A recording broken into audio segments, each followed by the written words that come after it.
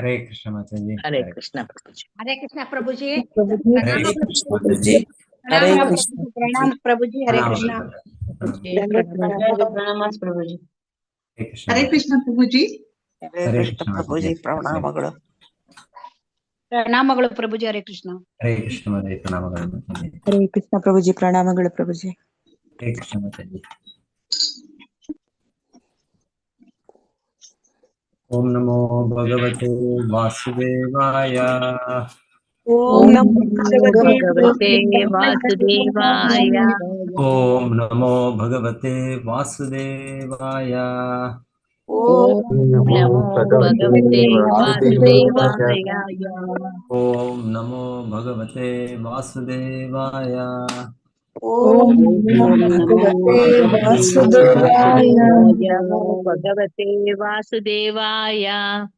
नारायणं नमस्कृत्य नारायणं नमस्कृत्य नरं चैव नरोत्तमम् नरोत्तमम् देवीं सरस्वतीं व्यासं देवी सरस्वती सरस्वती व्यासं तो जयं मुदीरयेत्। ततो जयमुदीरयेत्. नष्टप्रायेषु अभद्रेषु नष्टप्रायेषु अभद्रेषु नित्यं भागवत सेवया नित्यं भगवतसेवया भगवति उत्तमा श्लोके भक्ति उत्तमश्लोके भक्तिर्भवति नैष्टिकी। भवति नैष्टिकी. ಶ್ರೀಮದ್ ಭಾಗವತ 4ನೇ ಸ್ಕಂದ ಅಧ್ಯಾಯ 10 ಯಕ್ಷರೊಡನೆ ಧ್ರುವ ಮಹಾರಾಜರ ಯುದ್ಧ. ಶ್ಲೋಕ 18ರಿಂದ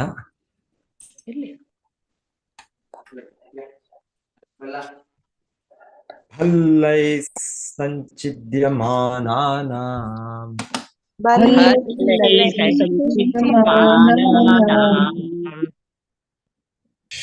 ಶಿರೋಭಿಶ್ಚಾರುಕುಂಡಲೈಃ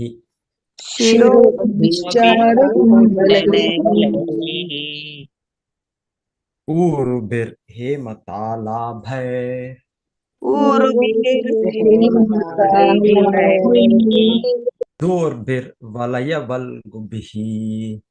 ದೋರ್ಭಿರ್ವಲಯವಲ್ಗುಭಿಃ ಹಾರಕೇಯೂರಮುಕುಟೈರ್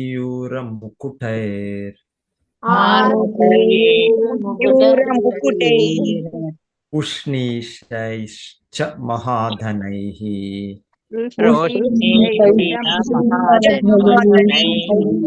ಆಸ್ತ್ರಿತಾಸ್ತಾ ರಣಭುವೋ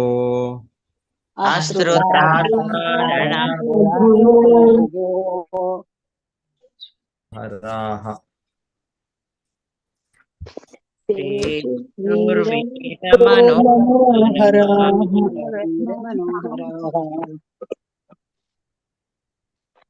ಶ್ಲೋಕ ಯಾರು ಓದ್ತೀರಾ? ಓದಿ. ಹರೇ ಕೃಷ್ಣ. ಕೃಷ್ಣ ಪ್ರಭುಜಿ. ಬಲ್ಲೈಃ ಸಂಚಿದ್ಯಮಾನಾನಾಂ ಶಿರೋಭಿಶ್ಚಾರುಕುಂಡಲೈಃ ಹೇಮತಾಲಾಭೈರ್ ದೋರ್ಭಿರ್ವಲಯವಲ್ಗುಭಿಃ ಹಾರಕೇಯೂರಮುಕುಟೈರ್ ಉಷ್ಣೀಷೈಶ್ಚ ಮಹಾಧನೈಃ ಆಸೃತಾಸ್ತಾ ರಣಭುವೋ ರೇಜುರ್ವೀರ ಮನೋಹರಃ. Thank you Prabhuji. ಹರೇ ಕೃಷ್ಣ. ಹರೇ ಕೃಷ್ಣ ಪ್ರಭುಜಿ.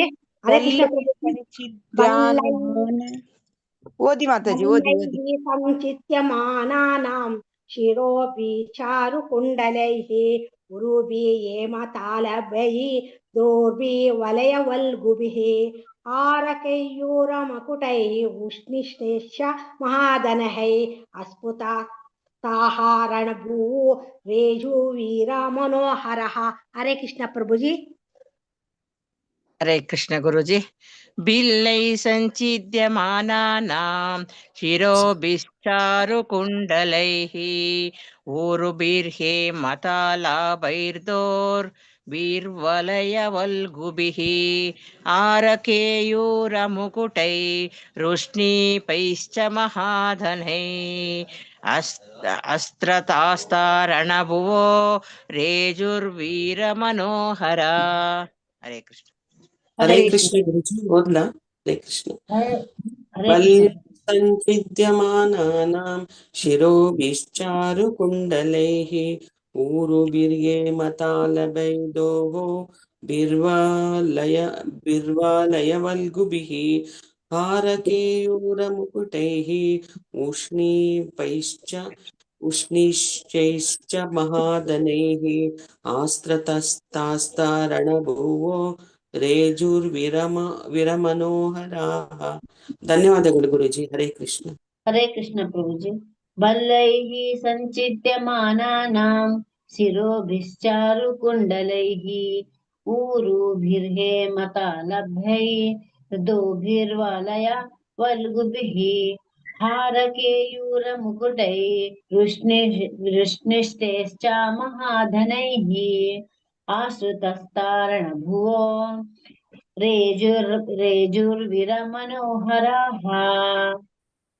हरे कृष्ण प्रभुजी बल्लैः सच्चिद्यमानानां शिरोभिचारुकुण्डलैः ऊर्भिः मतालाभैः दोर्भिर्वलयवल्गुभिः हारकेयूरमुकुटैः रुष्टिश्चैश्च महादनैः अस्त्रतास्तारणभुवो रेजुर्वीरमनोहराः. हरे कृष्ण प्रभुजी ಧನ್ಯವಾದಗಳು. हरे कृष्ण प्रभुजी भल्लै सञ्चिद्यमानानां शिरोभिश्चारुकुण्डलैः ऊरुभिर्हेमतालाभैर्दोर्भिर्वलयवल्गुभिः हारकेयूरमुकुटैः उष्णीपैश्च महाधनैः आश्रितास्तारणभुवो रेजुवीर्यमनोहराः. ಧನ್ಯವಾದಗಳು ಪ್ರಭುಜಿ. ಹರೇ ಕೃಷ್ಣ. हरे कृष्णा बल्ले सञ्चिद्यमानानां शिरोभिश्चारुकुण्डलै ऊरुर्भिः हेमतालाभ्यैर्दोभिर्वलयवल्गुभिः हारकेयूरमुकुटैर् उष्णिपैश्च महाधनैः अस्त्रतास्तारणभुवो रेजुर्वीरमनोहरः. हरे कृष्ण प्रभुजी ಧನ್ಯವಾದಗಳು. हरे कृष्ण प्रभु भल्ले सञ्चिद्यमानानां शिरोभिश्चारुकुण्डलैः ऊर्भिः हेमतालभैर्दोर्भिः वलयवल्गुभिः हारकेयूरमुकुटैः उष्णिश्चैश्च महाधनैः आस्ततास्तारणभुवो वीरमनोहराः. हरे कृष्ण प्रभु जी. हरे कृष्ण प्रभु बल्लै सञ्चिद्यमानानां शिरोभिश्चारुकुण्डलैः ऊरुभिर्हेमतालाभैर्दोर्भिर्वलया वल्गुभिः हारकेयूरमुकुटैः वृष्णिपैश्च महाधनैः अस्तैतास्तरणभुवो रेजुर्वीरमनोहरा. ಧನ್ಯವಾದಗಳು ಪ್ರಭು.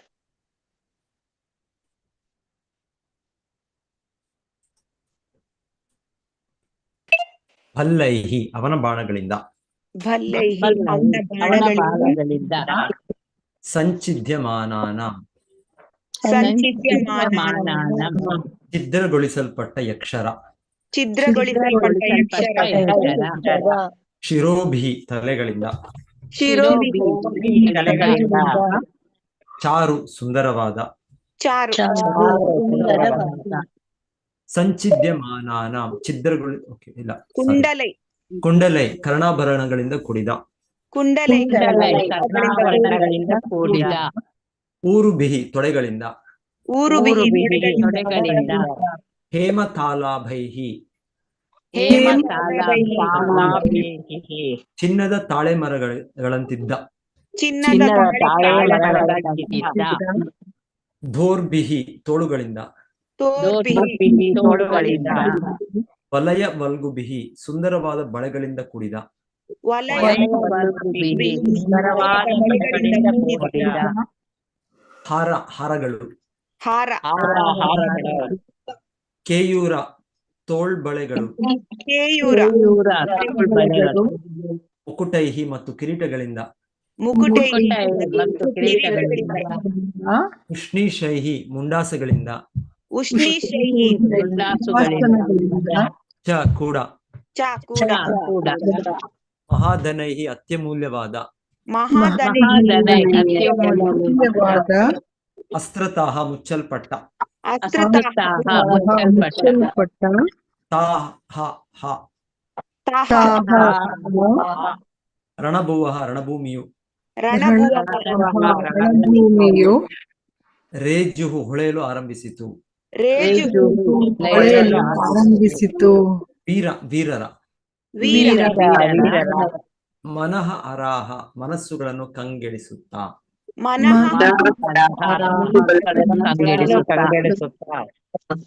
ಅನುವಾದ ಮತ್ತು ಭಾವಾರ್ಥ ಶಿಲಪ್ರಭುಪಾದರಿಗೆ ಜಯ. ಮಹರ್ಷಿ ಮೈತ್ರೇಯರು ಮುಂದುವರಿದು ಹೀಗೆಂದು ಹೇಳಿದರು. ಪ್ರೀತಿ ಪಾತ್ರನಾದ ವಿದುರನೇ, ಧ್ರುವ ಮಹಾರಾಜನ ಬಾಣಗಳು ಕತ್ತರಿಸಿ ಹಾಕಿದ ಶತ್ರುಗಳ ರುಂಡಗಳು ಸುಂದರವಾದ ಕರ್ಣಕುಂಡಲಗಳಿಂದಲೂ ಪೇಟಗಳಿಂದಲೂ ಅಲಂಕೃತವಾಗಿದ್ದವು. ಅವರ ಶರೀರಗಳಲ್ಲಿನ ಕಾಲುಗಳು ಚಿನ್ನದ ತಾಳವೃಕ್ಷಗಳಂತೆ ಸುಂದರವಾಗಿದ್ದವು. ಅವರ ತೋಳುಗಳು ಚಿನ್ನದ ಕಡಗಗಳಿಂದಲೂ ತೋಳಬಂದಿಗಳಿಂದಲೂ ಅಲಂಕೃತವಾಗಿದ್ದವು. ಅವರ ತಲೆಗಳ ಮೇಲೆ ಚಿನ್ನದ ಆಭರಣಗಳನ್ನೊಳಗೊಂಡ ಅಮೂಲ್ಯವಾದ ಕಿರೀಟಗಳಿದ್ದವು. ಯುದ್ಧ ಕ್ಷೇತ್ರದಲ್ಲಿ ಹರಡಿಕೊಂಡಿದ್ದ ಆ ಎಲ್ಲ ಆಭರಣಗಳು ತುಂಬಾ ಆಕರ್ಷಕವಾಗಿದ್ದುವು ಹಾಗೂ ಯಾವನೇ ವೀರನ ಮನಸ್ಸನ್ನು ಮರಳುಗೊಳಿಸುವಂತಿದ್ದುವು. ಮಹರ್ಷಿ ಮೈತ್ರೇಯರು ಮುಂದುವರಿದು ಹೀಗೆಂದು ಹೇಳಿದರು. ಪ್ರೀತಿ ಪಾತ್ರನಾದ ವಿದುರನೇ, ಧ್ರುವ ಮಹಾರಾಜನ ಬಾಣಗಳು ಕತ್ತರಿಸಿ ಹಾಕಿದ ಶತ್ರುಗಳ ರುಂಡಗಳು ಸುಂದರವಾದ ಕರ್ಣಕುಂಡಲಗಳಿಂದಲೂ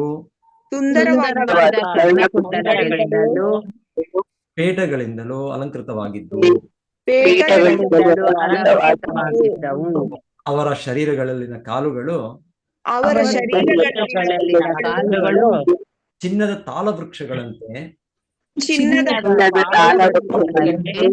ಸುಂದರವಾಗಿದ್ದುವು. ಅವರ ತೋಳುಗಳು ಚಿನ್ನದ ಕಡಗಗಳಿಂದಲೂ ತೋಳಬಂದಿಗಳಿಂದಲೂ ಅಲಂಕೃತವಾಗಿದ್ದುವು. ಅವರ ತಲೆಗಳ ಮೇಲೆ ಚಿನ್ನದ ಆಭರಣಗಳನ್ನೊಳಗೊಂಡ ಅಮೂಲ್ಯವಾದ ಕಿರೀಟಗಳಿದ್ದುವು. ಯುದ್ಧ ಕ್ಷೇತ್ರದಲ್ಲಿ ಹರಡಿಕೊಂಡಿದ್ದ ಆ ಎಲ್ಲ ಆಭರಣಗಳು ತುಂಬಾ ಆಕರ್ಷಕವಾಗಿದ್ದುವು ಹಾಗೂ ಯಾವನೇ ವೀರನ ಮನಸ್ಸನ್ನು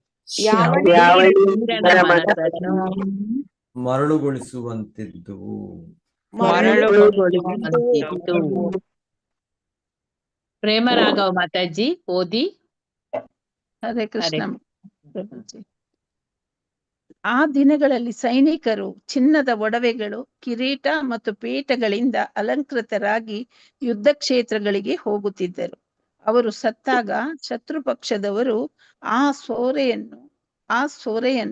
ಸೋರೆಯನ್ನು ಕೊಂಡೊಯ್ಯುತ್ತಿದ್ದರು. ಅವರು ಯುದ್ಧ ಕ್ಷೇತ್ರದಲ್ಲಿ ಸತ್ತು ಬಿದ್ದಾಗ ಅವರ ಅನೇಕ ಅಲಂಕಾರಿಕ ವೇಷಭೂಷಣಗಳು ಯುದ್ಧ ಕ್ಷೇತ್ರದಲ್ಲಿ ವೀರರಿಗೆ ಲಾಭದಾಯಕವಾದ ಅವಕಾಶವನ್ನು ಒದಗಿಸುತ್ತಿದ್ದವು. ಹರೇ ಕೃಷ್ಣ ಪ್ರಭುಜಿ. ಹರೇ ಕೃಷ್ಣ ಮಾತಾಜಿ. ಶ್ಲೋಕ 20. ಹತಾವಶಿಷ್ಟ ಇತರೇ ರಣಾಜಿರಾದ್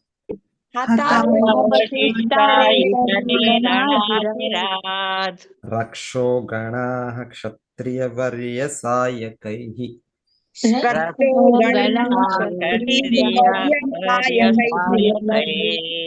ಪ್ರಾಯೋ ವಿವೃಕ್ಣ ವಯವ ವಿದುಧ್ರುಃ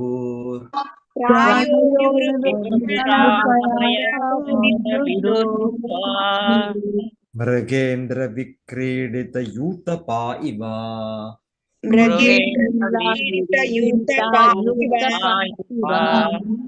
ಮೃಗೇಂದ್ರ ವಿಕ್ರೀಡಿತ ಯೂತಪಾ ಇವ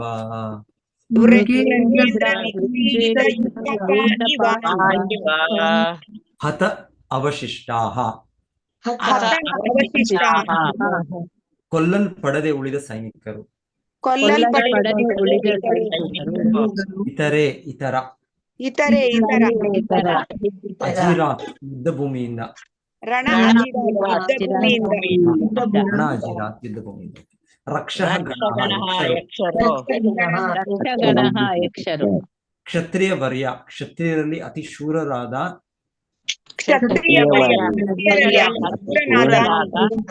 ಅಥವಾ ಯೋಧರಲ್ಲಿ ಶೂರನಾದ ಅವನ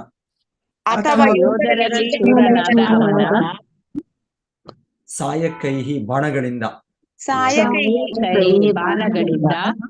ಪ್ರಾಯ ವಿವೃಕ್ಣ ಕತ್ತರಿಸಲ್ಪಟ್ಟ ಅವಯವಾಹ ಅವರ ಅಂಗಾಂಗವುಳ್ಳವರಾಗಿ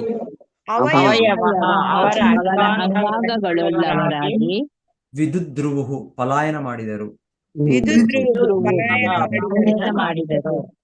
ಮೃಗೇಂದ್ರ ಸಿಂಹದಿಂದ ವಿಕ್ರೀಡಿತ ಸೋಲಿಸಲ್ಪಟ್ಟ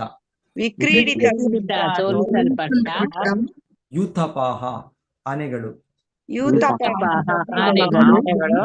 ಇವ ಹೇಗೋ ಹಾಗೆ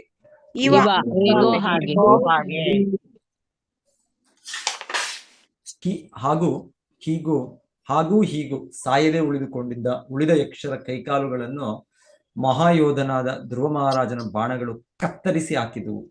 ಹೀಗಾಗಿ ಅವರೆಲ್ಲರೂ ಸಿಂಹಕ್ಕೆ ಸೋತ ಆನೆಗಳಂತೆ ಓಡತೊಡಗಿದರು. ಹೀಗೂ ಸಾಯದೆ ಉಳಿದುಕೊಂಡಿದ್ದ ಉಳಿದ ಯಕ್ಷರ ಕೈಗಾಲುಗಳನ್ನು ಮಹಾಯೋಧನಾದ ಧ್ರುವ ಮಹಾರಾಜನ ಬಾಣಗಳು ಕತ್ತರಿಸಿ ಹಾಕಿದವು. ಹೀಗಾಗಿ ಅವರೆಲ್ಲರೂ ಸಿಂಹಕ್ಕೆ ಸೋತ ಆನೆಗಳಂತೆ ಓಡತೊಡಗಿದರು.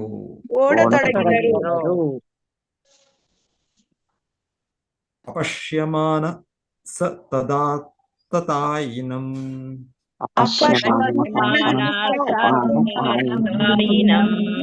ಮಹಾಮೃದೆ ಕಂಚನ ಮಾನವೋತ್ತಮಃ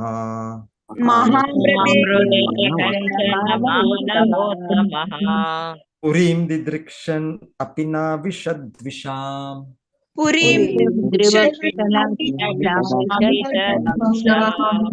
ನಮಾಯಿನಾಂ ವೇದ ಚಿಕೀರ್ಷಿತಂ ಜನಃ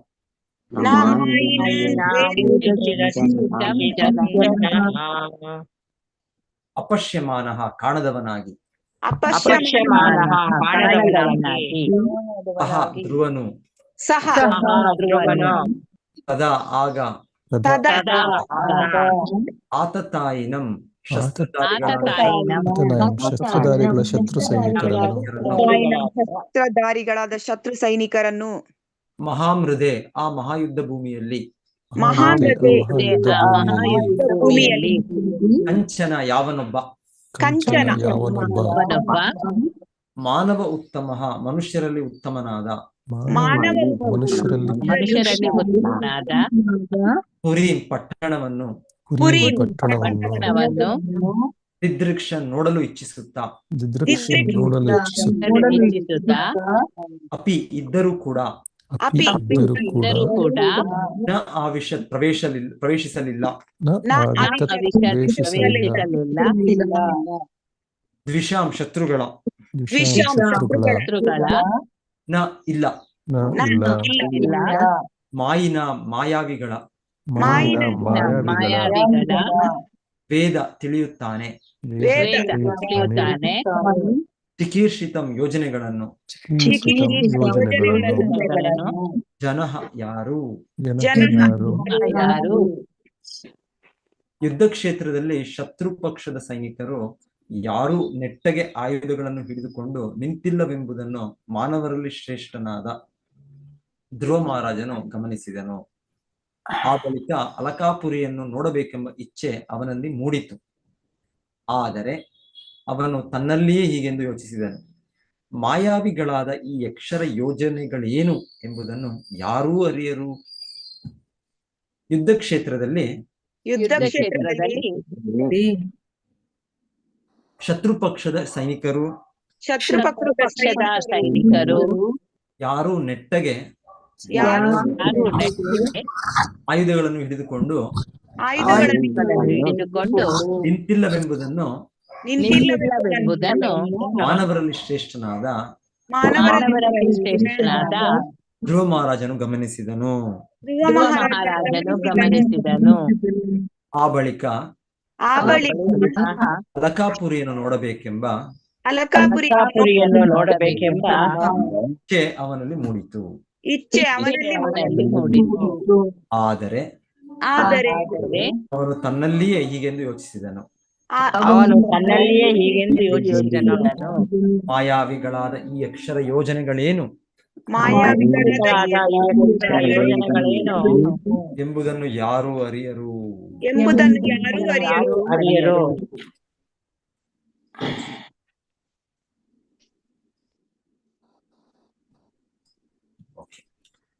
ಓಂ ಅಜ್ಞಾನತಿಮಿರಾಂಧಸ್ಯ ಜ್ಞಾನಾಂಜನಶಲಾಕಯಾ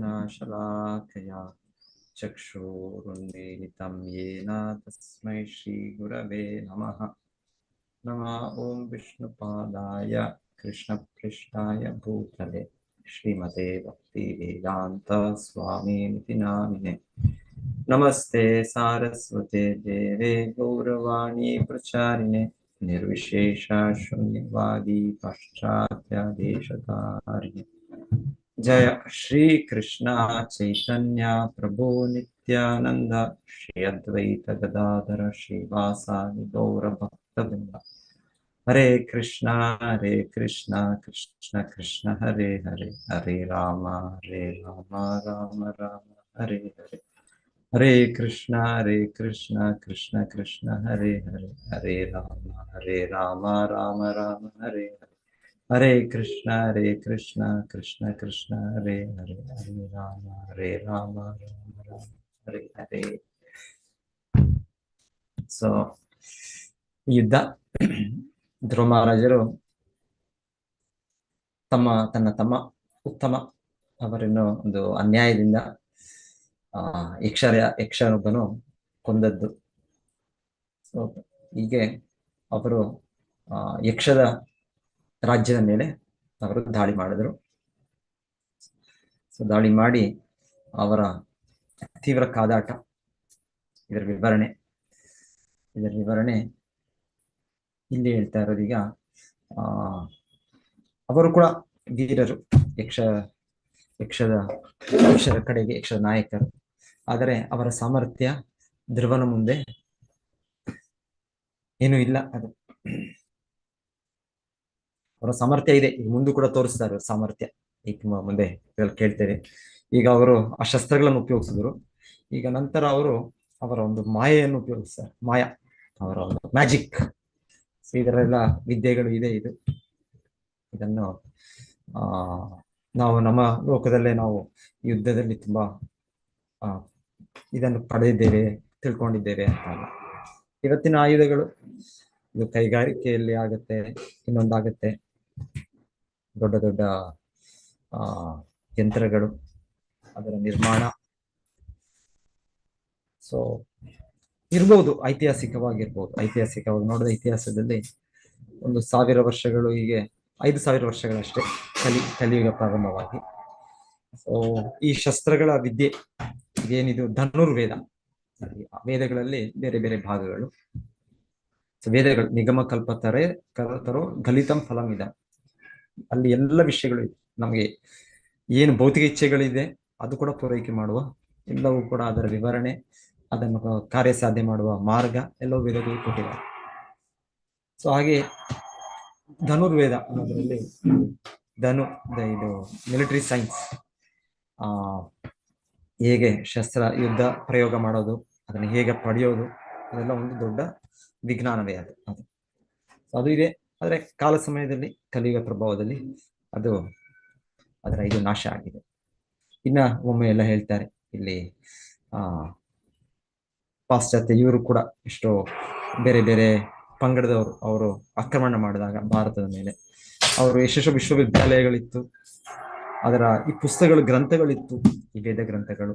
ಸೊ ಅದೆಲ್ಲ ಕೂಡ ಅಲ್ಲಿ ಹಿಂದೆ, ಯಾಕಂದ್ರೆ ಹಿಂದೆ ಯುಗದಲ್ಲಿ ಇದೆಲ್ಲ ಗುರುವಿಂದ ಶಿಷ್ಯಕ್ಕೆ ಅದು ಶ್ರುತಿ ಹೇಳ್ತಾ ಅವ್ರು ಕೇಳ್ತಾ ಕಲಿಯೋದು. ಸೊ ಅವ್ರ ನೆನಪು ಎಷ್ಟು ಶಕ್ತಿ ಇರ್ತಾ ಇತ್ತಂದ್ರೆ ಅವ್ರು ನೆನ್ಪಿಟ್ಕೊಳ್ತಾ ಇರೋರು.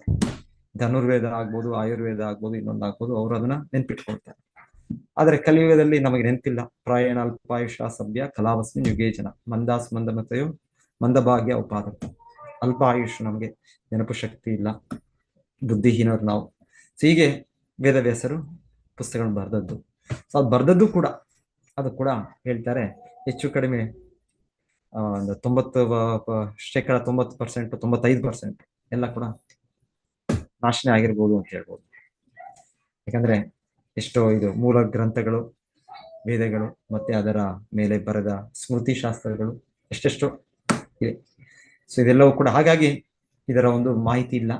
ಸೊ ಇರ್ಬೋದು, ನಾವು ನೋಡ್ತಾ ಇರೋ ಒಂದು ಇತಿಹಾಸದಲ್ಲಿ 1000-2000 ವರ್ಷಗಳಲ್ಲಿ ಈ ಯಂತ್ರಗಳ ಪ್ರಯೋಗ ಕಾಣೋದಿಲ್ಲ. ಸೊ ಹಾಗಾಗಿ ಈಗ ಮತ್ತೆ ಅದರ ಶೋಧನೆ ಮಾಡಿ ವಿಜ್ಞಾನಿಗಳು ಈಗ ಫಸ್ಟ್ ಗನ್ ಏನದು ಬಂದೂಕನ್ನು ಕಂಡುಹಿಡಿದದ್ದು, ಗನ್ ಪೌಡರ್ ಕಂಡುಹಿಡಿತಾರೆ ಅಂತ ಹೇಳ್ತಾರೆ.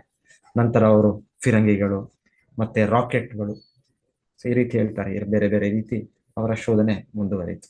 ಆಮೇಲೆ ಇವಾಗ ಅಣುವಸ್ತ್ರ ಮತ್ತೆ ಇವಾಗ ಅದನ್ನ ದುರುಪಯೋಗ ಆಗ್ಬಾರದು, ಅದಕ್ಕೆ ಏನೇನೋ ಅವ್ರದ್ದು ಒಪ್ಪಂದಗಳು ಅದಕ್ಕೆ. ಮತ್ತೆ ಈಗ ಮಿಸೈಲ್ ಟೆಕ್ನಾಲಜಿ, ಹೈಪರ್ಸಾನಿಕ್ ಮಿಸೈಲ್, ಏನೇನೋ ಈಗ ಕಂಡು ಹಿಡಿತಾರೆ. ಸೊ ನಾನು ಏನ್ ಹೇಳ್ಬೇಕು ಅಂತ ಹೇಳಿದ್ರೆ, ಇದಕ್ಕಿಂತ ಹೆಚ್ಚಾಗಿ ಹಿಂದೆ ಅವರ ಅಸ್ತ್ರಗಳು ಬಲಶಾಲಿ ಆಗಿದ್ದು, ಅದರ ಜ್ಞಾನವನ್ನು ಪಡೆದದ್ದು. ಸೊ ಹಾಗಾಗಿ ಧ್ರುವ ಮಹಾರಾಜರಿಗೆ ಏನು ದೊಡ್ಡ ಸೈನ್ಯ ಪಡೆ ಬೇಕು ಅಂತ ಇಲ್ಲ. ಅವರು ಇಲ್ಲಿ ಹೋಗಿದ್ದು, ಅವರ ಸೈನ್ಯವೇನೂ ಇಲ್ಲ. ಅವರು ರಥವನ್ನು ಏರಿ ಅವರು ಮಹಾರಥ, ಏಕರಥ, ಮಹಾರಥ, ಅತಿರಥ, ಮಹಾರಥ, ಒಬ್ಬನೇ ವ್ಯಕ್ತಿ 100,000 ಮಂದಿ ಜೊತೆಗೆ ಯುದ್ಧ ಮಾಡಬಹುದು. ಸೊ ಇಲ್ಲಿ ಮೊದಲಾಗಿ ಇಲ್ಲಿ ವಿವರಣೆಯಲ್ಲಿ ಹೇಳ್ತಾ ಇದ್ರು, ಧ್ರುವ ಮಹಾರಾಜರು ಪ್ರಯೋಗಿಸಿದ ಬಾಣಗಳು, ಅದು ಒಮ್ಮೆಲೆ 3 ಬಾಣಗಳು ಪ್ರಯೋಗ ಆಯ್ತು ಒಂದು ಸಲ. ಅದು ಒಂದೊಂದಾಗಿ ತಕ್ಷಣ ನೀರು ಅಲ್ಲಿ ಹೇಗೆ ಸಿರಿಂಜಲ್ ನಾವು ಒತ್ತರೆ ಒಂದೇ ಸಮನೆ ಬರುತ್ತೆ, ಆ ರೀತಿ ಬಾಣಗಳು 3 ಆಗಿ ಬರ್ತಾನೆ ಇವೆ ಸುರಿಮಳೆಯಾಗಿ. ಸೊ ಇದಕ್ಕೆ ಪ್ರತಿಯಾಗಿ ಅವರು ಯಕ್ಷರು ಒಬ್ಬೊಬ್ಬರು 6 ಬಾಣಗಳು ಬಿಟ್ಟರು ಅಂತ ಹೇಳ್ತಾರೆ. ಅವರಿಂದನೂ ಕೂಡ 6 ಬಾಣಗಳು ಮಾತ್ರ ಅಲ್ಲ, ಅವರಿಂದ ಬೇರೆ ಬೇರೆ ಏನೇನು ಖಡ್ಗಗಳು, ಅದು ಎಲ್ಲವೂ ಕೂಡ ಧ್ರುವ ಮಹಾರಾಜರಲ್ಲಿ. ಹೀಗೆ ಇಷ್ಟೆಲ್ಲ ಇದ್ರೂ ಅವರು ಕೂಡ ಅಷ್ಟು ಸಾಮರ್ಥ್ಯದ 130,000 ಅವರ ಸೈನ್ಯ ಬಲ. ಇವರೊಬ್ಬರೇ ಧ್ರುವ ಮಹಾರಾಜರು, ಅವರು ಅವರ ಸಾರಥಿ ಇದ್ದಾರಷ್ಟೇ. ಸಾರಥಿ ರಥವನ್ನು ಚಲಿಸ್ತಾ ಇದ್ದಾರೆ, ಇವರೊಬ್ಬರೇ ಇದ್ದಾರೆ ಅಷ್ಟೇ. ಆದರೆ ಇಲ್ಲಿ ಅವರನ್ನು ಕೂಡ ಹೇಳ್ತಾ ಇದ್ದಾರೆ, ಇಲ್ಲಿ ಧ್ರುವ ಮಹಾರಾಜರೊಬ್ಬರೇ ಅವರು ಸೋಲಿಸಿದರು. ಎದುರು ನೋಡ್ತಾ ಇದ್ದೀವಿ. ಸೊ ಅವರನ್ನ ಸೋಲಿಸಿ ಅವರನ್ನು ಎಷ್ಟೋ ಜನ ಅವರ ರುಂಡಗಳೆಲ್ಲ ಏನ್ ಹೇಳ್ತಾ ಇದ್ದಾರೆ, ಎಲ್ಲ ಕಡೆ ಬಿಟ್ಟಿದೆ.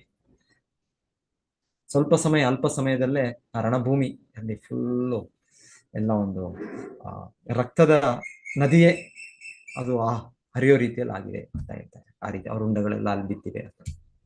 ಈ ರೀತಿ ಒಂದು ಸಾಮರ್ಥ್ಯದ ಕ್ಷತ್ರಿಯರು ಇರ್ತಾ ಇದ್ರು. ಸೊ ಧ್ರುವ ಮಹಾರಾಜರು ಇಲ್ಲಿ ಆ ವಿವರಣೆ ಹಾಗೆ ಮುಂದುವರಿತಾ ಹೇಳ್ತಾ ಇರೋದು,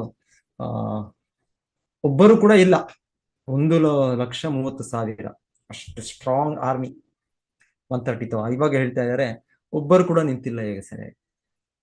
ಒಬ್ಬರು ಕೂಡ ಅಂದ್ರೆ ಎಲ್ಲರೂ ಕೂಡ ಎಷ್ಟೋ ಜನ ಸತ್ತೋದ್ರು. ಎಷ್ಟು ಜನ ಸತ್ತರು? 30,000 ಜನ ಸತ್ತರು, 50,000 ಜನ ಸತ್ತರು, ಎಷ್ಟೋ ಸತ್ತರು. ನಂತರ ಅದ್ರ ಜೊತೆಗೆ ಕೆಲವರು ಯಾರು ಉಳಿದರು ಅವರೆಲ್ಲ ಕೂಡ ಒಬ್ಬರಿಗೆ ಕೈಗಳಿಲ್ಲ, ಒಬ್ಬರಿಗೆ ಕಾಲ್ಗಳಿಲ್ಲ, ಮತ್ತೆ ಏನ್ ಮಾಡಕ್ಕಾಗಲ್ಲ ಅವರಿಗೆ. ಅವ್ರಿಗೆ ಆ ಶಕ್ತಿಯನ್ನ ಕಳ್ಕೊಂಡ್ರು. ಅವ್ರಿಗೆ ಪ್ರಯೋಗ ಮಾಡ್ಲಿಕ್ಕೆ, ಅವ್ರು ಮಾಡಕ್ಕೆ ಕೈಗಳು ಬೇಕು, ಇನ್ನೊಂದು ಬೇಕು, ರಥ ಬೇಕು, ಏನೂ ಇಲ್ಲ. ಸೊ ಹಾಗೆ ಯಾರು ಇಲ್ಲ. ಹಾಗೆ ಅವರೆಲ್ಲ ಹೇಗೆ ಪಲಾಯನ ಆದ್ರು ಇಲ್ಲಿ ಹೇಳ್ತಾರೆ, ಸಿಂಹ ಆನೆಗಳನ್ನ ಸೋಲಿಸಿದಾಗ, ಸಿಂಹದ ಹಿಂಡು ಏನಾದ್ರು ಇಲ್ಲ ಸಿಂಹವೇ ಸೋಲಿಸಿದಾಗ ಆನೆಗಳು ಪ್ರಯತ್ನ ಮಾಡುವುದು ಮೊದಲಿಗೆ, ಆನೆಗಳು ಅದು ಯುದ್ಧ ಮಾಡಕ್ಕೆ. ಆದ್ರೆ ಎಷ್ಟೊತ್ತು ಮಾಡಕ್ಕಾಗತ್ತೆ? ಆಗೋದಿಲ್ಲ. ಸಿಂಹದ ಪರಾಕ್ರಮ, ಸಿಂಹ ಇದು ಗರ್ಜನೆ. ಸೊ ಮೃಗರಾಜ ಸಿಂಹ. ಸೊ ಹೇಳ್ತಾರೆ ಆಗ ಆನೆಗಳು ಪಲಾಯನ. ಆನೆಗಳು ತುಂಬಾ ಬಲಿಷ್ಠವಾದದ್ದು. ಆನೆಗಳೇನು ಸಾಮಾನ್ಯ ಪ್ರಾಣಿ ಅಲ್ಲ. ಆನೆಗಳು ತುಂಬಾ ಬಲಶಾಲಿ. ಅದರ ಕಾಲುಗಳಲ್ಲಿ ಅದು ಏನು ಇದು ಮಾಡೋದು ಅದು ಅಪ್ಪಚ್ಚಿ ಅಲ್ಲೇ ಇದಾಗ್ಬಿಡುತ್ತೆ. ಎಲ್ಲ ದೊಡ್ಡ ದೊಡ್ಡ ಮರಗಳನ್ನೇ ಅದನ್ನ ಕಿತ್ತು ಬಿಸಾಡ್ಬಿಡುತ್ತೆ. ಸೊ ಆನೆ. ಸೊ ಹಾಗೆ ಯಕ್ಷರು ಸಾಮಾನ್ಯ ವೀರರಲ್ಲ. ಅವರು ಅಷ್ಟು ಶಕ್ತಿ, ಅಷ್ಟು ಪರಾಕ್ರಮ ಇದೆ ಅವರು ಆನೆಗಳಾಗೆ ಅಂತ ಇಲ್ಲಿ ಹೋಲಿಕೆ ಹೇಳ್ತಾರೆ. ಆನೆಗಳ ತುಂಬಾ ಬಲಶಾಲಿ ಯೋಧರು, ತುಂಬಾ ವೀರ ಯೋಧರು. ಸೊ ಆನೆಗಳು ಹಾಗೆ. ಯಾರು ನಾವು ಅದನ್ನ ನಿಂತು ಅದನ್ನ ಇದು ಮಾಡಕ್ಕಾಗಲ್ಲ. ಅದನ್ನೇನೋ ಪಳಗಿಸಿದ್ದು, ಆಮೇಲೆ ನಾವು ಮನುಷ್ಯನು ಅದನ್ನ ಇದು ಮಾಡ್ಬೋದೇನೋ ಅಷ್ಟೇ. ಪಳಗಿಲ್ದೇ ಇರೋ ಆನೆನ ನಾವ್ ಏನ್ ಮಾಡೋದು ಹಿಡಿಯಕ್ಕಾಗಲ್ಲ. ಅದನ್ನ ನಿಯಂತ್ರಿಸ್ಲಿಕ್ಕೆ ಆಗೋದಿಲ್ಲ. ಆನೆ, ಕ್ರೂರ ಆನೆ ಯಾವುದು ಕಾಡಿನಲ್ಲಿರುತ್ತೆ, ಅದು ಅಷ್ಟು ಅದರ ಶೌರ್ಯ, ಅದರ ಶಕ್ತಿ, ಅದರ ಬಲ ಅಷ್ಟಿರುತ್ತೆ. ಚಿಕ್ಕ ಆನೆಗೆ ಅಷ್ಟು ಬಲ ಇರುತ್ತೆ. ಭಗವಂತನು ಹಾಗೆ ಸೃಷ್ಟಿ ಮಾಡಿದಾನೆ. ಶ್ರೀಲ ಪ್ರಭುಪಾದರು ಹೇಳ್ತಾರೆ ನೋಡಿ, ನಾವು ಒಂದ್ಸಲ ಹೇಳ್ತೀವಿ ಆನೆಗಳ ಬಗ್ಗೆ ಅಂದ್ರೆ ಸಸ್ಯಾಹಾರದ ಬಗ್ಗೆ ನಾವು ಹೇಳ್ತೀವಿ. ನೋಡಿ, ಸಸ್ಯಾಹಾರ, ನಾವು ಮಾಂಸ ತಿಂದರೆ ನಮ್ಗೆ ಬಲ ಬರೋದು ಅಂತ. ಆಕ್ಚುಲಿ ಆನೆ ಸಸ್ಯಾಹಾರಿ, ಕರೆಕ್ಟ್ ತಾನೆ? ಆನೆ ಸಸ್ಯಾಹಾರಿ ತಾನೆ? ಇಲ್ಲ ಆನೆ ಎಲ್ಲಾದ್ರೂ ಮಾಂಸ ತಿನ್ನುತ್ತಾ? ತಿನ್ನೋದಿಲ್ಲ. ಆದ್ರೆ ಎಷ್ಟು ಬಲ ಇದೆ ಆನೆಗೆ. ಸಸ್ಯಾಹಾರಿ ಆನೆ. ಸೊ ಹೀಗೆ ಜನರು ಒಂದ್ಸಲ ಹೇಳೋದು, ನಾವು ಯಾಕೆ ಮಾಂಸವನ್ನು ತಿಂತೇವೆ, ಇಲ್ಲ ನಮ್ಮ ಮಕ್ಕಳನ್ನ ಅವರು ಹೇಳ್ತಾರೆ, ನಮ್ಮ ಮಕ್ಕಳು ತಿನ್ಬೇಕು, ಅದೆಲ್ಲ ತಿಂದ್ರೇನೆ ಅವ್ರಿಗೆ ಆ ಪೋಷಣೆ ಆಗೋದು, ಆ ತರ ಒಂದು ಪ್ರೋಟೀನು, ಆ ತರ ವೈಟಮಿನ್ ಏನು ಇಲ್ಲ. ಆನೆಗಿಂತ ಬಲನ ನಿಮ್ಗೆ? ಆಯ್ತು, ನೀವು ತಿನ್ನಿ, ಏನ್ ಬೇಕಾದ್ರೂ ತಿನ್ನಿ ನೀವು ಮಾಂಸವನ್ನು. ಹೋಗಿ ಒಂದು ಆನೆಯನ್ನು, ಒಂದು ಕಾಡಾನೆಯನ್ನು ಎದುರಿಸಿ ಹೋಗಿ. ಒಬ್ಬರಲ್ಲ, ಒಂದು 10 ಜನ ಹೋಗಿ. ನೀವು ಖಾಲಿ ನಿಮ್ಮೆಲ್ಲ ಅಸ್ತ್ರಗಳನ್ನು ಬಿಟ್ಬಿಡಿ, ನೀವು 10 ಜನ ಹೋಗಿ ಆ ಆನೆಯನ್ನು ಹಿಡ್ಕೊಂಡು ಬನ್ನಿ. ನೀವ್ ಹೇಳ್ತೀರಾ ನಿಮಗೆ ಪ್ರೋಟೀನ್ ವ್ಯಾಲ್ಯೂ ಆಯ್ತು, ವಿಟಮಿನ್ ವ್ಯಾಲ್ಯೂ ಆಯ್ತು ಅಂತ. ಹೋಗಿ ಆನೆನ ಹಿಡ್ಕೊಂಡ್ ಬನ್ನಿ. ಸೊ ಇದು ನಾವು ಪ್ರಕೃತಿಯಲ್ಲಿ ನೋಡ್ಬೋದು. ಹೀಗೆ ಭಗವಂತನ ಇದರಿಂದ ಪ್ರತಿಯೊಬ್ಬರಿಗೂ ಎಷ್ಟು ಬಲ ಬರಬೇಕು, ಹೇಗೆ ಬಲ ಬರಬೇಕು ಎಲ್ಲ ಇರೋದು. ಹಾಗೆ ನಾವು ನಮ್ಮ ರೀತಿಯಲ್ಲಿ ನಾವು ನಮ್ಮ ಭಗವಂತನ ಬುದ್ಧಿ ಕೊಟ್ಟಿದ್ದಾನೆ. ಇದನ್ನ ಏನೋ ಇದರಲ್ಲಿ ಲ್ಯಾಬ್ ಅಲ್ಲಿ ಟೆಸ್ಟ್ ಮಾಡ್ಬಿಟ್ಟು ನೋಡಿ ಈ ತರ ಇದು ಇವ್ರಿಗೆ ಪ್ರೋಟೀನ್ ವ್ಯಾಲ್ಯೂ ಕಡಿಮೆ ಆಯ್ತು, ಇವ್ರಿಗೆ ವೈಟಮಿನ್ ವ್ಯಾಲ್ಯೂ ಕಡಿಮೆ ಆಯ್ತು, ಇನ್ನೊಂದಿಲ್ಲ, ಈ ತರ ನೀವು ಮಾಂಸ ತಿನ್ಬೇಕು, ಮೀನು ತಿನ್ಬೇಕು, ಮೊಟ್ಟೆ ತಿನ್ಬೇಕು, ಇದ್ಯಾವುದು ಅಗತ್ಯ ಇದೆ. ಸೊ ಭಗವಂತನು ಸೃಷ್ಟಿಯಲ್ಲಿ ಯಾವ ಜೀವಿಗೆ ಹೇಗೆ ಬೇಕು ಅವರ ಇಚ್ಛೆಗಳನ್ನು ಪೂರೈಕೆ ಮಾಡಲಿಕ್ಕೆ ಭಗವಂತ ಸೃಷ್ಟಿ ಮಾಡಿದ. ಆನೆಗೆ ತನ್ನ ಇಚ್ಛೆಗಳು ಪೂರೈಕೆ ಮಾಡಲಿಕ್ಕೆ, ಆ ಜೀವಿಗೆ ಆ ರೀತಿಯ ಬಲ, ಆ ರೀತಿಯ ಇದು ಭಗವಂತನು ಮಾಡ್ತಾನೆ. ಮನುಷ್ಯನಿಗೆ ನಮಗೆ ಏನ್ ಬೇಕು ಭಗವಂತನು ಅದೇ ರೀತಿಯಲ್ಲಿ ನಮಗೆ ಕೊಟ್ಟಿದ್ದಾನೆ. ನಾವು ಆ ರೀತಿಯ ಆಹಾರ ತಗೊಳ್ಬೇಕು, ಆ ರೀತಿಯ ನಾವು ವಾಸ ಮಾಡಬೇಕು. ಇದು ನಾವು ತಿಳ್ಕೊಳ್ಬೇಕು. ನಮ್ಮ ವೇದ ಗ್ರಂಥಗಳಲ್ಲಿ ನಮಗೆ ಮಾರ್ಗದರ್ಶನ ಇದೆ, ಇದು ಮ್ಯಾನ್ಯುಯಲ್ಸ್ ಇದೆ ನಮಗೆ. ಭಗವಂತನು ಹೇಗೆ ನಾವು ಏನಾದೊಂದು ಯಂತ್ರವನ್ನು ತಗೊಂಡ್ರೆ ನಮಗೆ ಯಂತ್ರದಲ್ಲಿ ನಮಗೆ ಜೊತೆಗೆ ಅವ್ರು ಕೊಡ್ತಾರೆ, ಅವರು ಈ ಟಿವಿಯನ್ನು, ಈ ಕಂಪ್ಯೂಟರ್ ಅನ್ನು, ಈ ಮೊಬೈಲ್ ಅನ್ನು ಹೇಗೆ ಉಪಯೋಗಿಸ್ಬೇಕು ಅಂತ ನಮಗೆ ಕೊಡ್ತಾರೆ. ಅದೇ ರೀತಿಯಲ್ಲಿ ನಮಗೆ ವೇದಗಳು ಅಂದ್ರೆ, ವೇದಶಾಸ್ತ್ರ ಅಂದ್ರೆ ಧರ್ಮಂತು ಸಾಕ್ಷಾತ್ ಭಗವತ್ ಪ್ರಣೀತಂ, ಭಗವಂತನ ಕೊಟ್ಟಿರುವ ಮಾರ್ಗದರ್ಶನ ಪುಸ್ತಕಗಳಿದೆ. ನಾವು ಇದರಲ್ಲಿ ನಮಗೆ ಹೇಳ್ತಾರೆ ನಾವು ಏನ್ ತಿನ್ಬೇಕು, ಏನ್ ತಿನ್ಬಾರ್ದು. ಸೊ ಏನಿವೆ, ಇದು ಸೈಡ್ ಟಾಪಿಕ್. ಆನೆಗಳು ಅಷ್ಟು ಬಲಶಾಲಿ. ಸೊ ಇಲ್ಲಿ ಹೇಳ್ತಾರೆ ಯಕ್ಷರು ಅಷ್ಟು ಆ ರೀತಿ ಆನೆಗಳಾಗಿ ಅವರು ಇರ್ಬೋದು. ಅವರ ಶಕ್ತಿ ಸಾಮರ್ಥ್ಯ, ಉತ್ತಮನನ್ನು ಅವರು ಕೊಂದುಬಿಟ್ರು. ಆದರೆ ಇಲ್ಲಿ ಆ ವಿಷಯ ಸುದ್ದಿ ತಿಳಿದದ್ದೇ, ಇದೊಂದು ಅಧರ್ಮ, ಇದೊಂದು ಅನ್ಯಾಯ ಅಂತ ತಿಳಿದದ್ದೇ ಧ್ರುವ ಮಹಾರಾಜರು ಅವ್ರು ಹೇಳ್ತಾರೆ, ಅವರ ಮುಂದೆ ಅವರೊಂದು ಸಿಂಹನಿದ್ದಾಗೆ ಅವರು ಇವರನ್ನು ಎಲ್ಲರೂ ಕೂಡ ಓಡಿ ಹೋದರ. 1,30,30,000 ಇವರು ಯಾರು ಪ್ರಾಣ ಉಳಿದಿವೆ ಅವರೆಲ್ಲ ಪಲಾಯನ. ಇದು ಕ್ಷತ್ರಿಯ ಧರ್ಮ ಅಲ್ಲ, ಆದ್ರೆ ಏನ್ ಮಾಡೋದು ಈಗ ಆ ಸನ್ನಿವೇಶದಲ್ಲಿ, ಒಂದು ಎಮರ್ಜೆನ್ಸಿ ಸಿಚುವೇಶನ್ ಅಲ್ಲಿ ನಮಗೆ ನಮ್ಮ ಇದೆ ನಮಗೆ ಇದಾಗುತ್ತೆ. ಸೊ ಇನ್ನು ಯುದ್ಧ ಮಾಡಕ್ಕಾಗಲ್ಲ ಅವರು. ಸೊ ಅವರು ಅಲ್ಲಿಂದ ಕೈಗಳು ಕಾಲುಗಳು ಇಲ್ಲ ಅವ್ರಿಗೆ. ಇನ್ನೊಂದು ರೀತಿಯ ಕೈಗಳು ಹೋಗಿದೆ ಒಬ್ರಿಗೆ, ಇನ್ನೊಂದೇನೋ ಪೆಟ್ಟು ಬಿದ್ದಿದೆ, ಇನ್ನೇನೋ ಅವ್ರ ಬಾಣಗಳಿಲ್ಲ ಅವ್ರದ್ದು. ಅಸ್ತ್ರಗಳೆಲ್ಲ ನಾಶ ಆಗ್ಬಿಟ್ಟಿದೆ. ಯಾಕಂದ್ರೆ ಧ್ರುವ ಮಹಾರಾಜರು ಅಷ್ಟು ತೀವ್ರವಾಗಿ ಕಾದಾಟ ಮಾಡಿದ್ದು, ಅವ್ರ ಅಸ್ತ್ರಗಳಿಲ್ಲ ಅವ್ರಿಗೆ ಒಬ್ಬರು ಇರ್ಬೋದು, ಬಿಲ್ಲು ಅಸ್ತ್ರದಲ್ಲಿ ಅವರು ಪ್ರವೀಣರಾಗಿರ್ಬೋದು, ಇನ್ನೊಬ್ಬರು ಖಡ್ಗದಲ್ಲಿ, ಇನ್ನೊಬ್ರು ಇನ್ನೊಂದು ಸ್ಪಿಯರ್, ಒಂದೊಂದು ಅಸ್ತ್ರವನ್ನು ಕಲ್ತು ಅದರಲ್ಲಿ ಅವರು ಪ್ರವೀಣರಾಗಿರು. ಆದ್ರೆ ಈಗ ಹೇಳ್ತಾರೆ ಅವ್ರ ಅಸ್ತ್ರಗಳಿಲ್ಲ, ಅವ್ರಿಗೆ ಇನ್ನೊಂದು. ಧ್ರುವ ಮಹಾರಾಜರು ಎಲ್ಲವನ್ನು ಸರ್ವನಾಶ, ಯಾರು ಕೂಡ ಅಲ್ಲಿ ಒಬ್ಬರು ಕೂಡ ಅದರ ಏನೂ ಇಲ್ಲ, ಕಂಪ್ಲೀಟ್. ಏನ್ ಇವಾಗ ನಮ್ಮ ಯುದ್ಧಗಳಾಗುತ್ತೆ ನಮ್ಮದರಲ್ಲಿ, ಈ ಆಧುನಿಕ ಯುದ್ಧಗಳಲ್ಲಿ ನಾವು ಒಂದು ಎಸೆತೇವೆ ಇನ್ನೊಬ್ಬರ ಮೇಲೆ. ಆಮೇಲೆ ಯುದ್ಧಗಳು ಧರ್ಮ ಯುದ್ಧ ಅಲ್ಲ, ನಾವು ಎದುರೆದುರು ಯುದ್ಧ ಮಾಡಕ್ಕೆ ಆಗೋದಿಲ್ಲ.